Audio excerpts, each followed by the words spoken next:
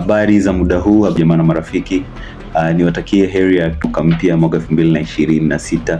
Kwa majina mimi naitwa John Mosha, almaarufu kama John Kibo. Mimi ni mpanda mlima, mimi ni mwongoza watalii katika mlima Kilimanjaro, lakini pia mimi ni content creator. Niko hapa mbele yenu kusema asante sana kwa wale wote ambao walishiriki na mimi kwenye programu ambayo niliandaa na mwaka 2025. Licha ya kwamba sikuweza kufanikisha, lakini naamini mwaka huu 2026 utakuwa mwaka wa kutimiza malengo mengi ambayo yalifeli kukamilika kwa mwaka 2025. Moja ya malengo hayo ilikuwa ni kuweka rekodi ya kupanda mlima Kilimanjaro ndani ya masaa 9 kwenye event hiyo ya tarehe 28 mwezi wa 12. Cha kwanza kabisa kulikuwa kuna mvua, ambayo mvua hiyo ilinibidi niongeze layers au nguo nyingi kwa ajili ya kuweza kutembea nazo njiani, kitu ambacho ni changamoto kubwa sana kwa wakati unapanda mlima na wakati unategemea kupanda kwa kasi, kwani utakuwa una joto, unatengeneza joto jingi mwilini ambalo joto hilo linakwenda kwa ajili ya kuinyonya nguvu yako. Kwa hiyo pia hiyo ilikuwa ni sehemu ya changamoto ambayo nilikutana nayo. Niliweza kutoa heshima kwa wale watu ambao walipoteza maisha katika ajali ya ndege, katika ajali ya helikopta ambayo ilitokea kwenye mlima Kilimanjaro. Jambo lingine ambalo nataka kuongezea hapo ni pamoja na kupitia rekodi yangu ambayo nilikwenda kuifanya ya tarehe 28 ambayo nilifeli katika kuivunja, niliweza kupewa nguvu, niliweza kupewa na kushikwa mkono na Bonite Bottlers kupitia product yake ya maji ya Kilimanjaro, kitu ambacho ilikuwa ni faraja kubwa sana kwangu kupata nafasi ya kuwakilisha product kubwa kama maji ya Kilimanjaro kwenye race ya kuweka rekodi ya kupanda mlima Kilimanjaro kwa masaa 9.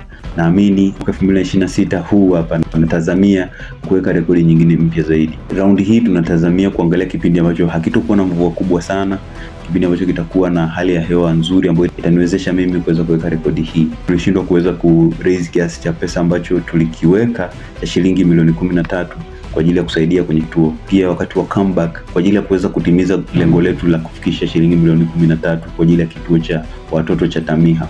Kwa hiyo mnakaribishwa sana wale wote ambao mnahitaji pia kusupport kituo kile kuweza kufika. Maandalizi niliyafanya katika rekodi yangu ya kwanza.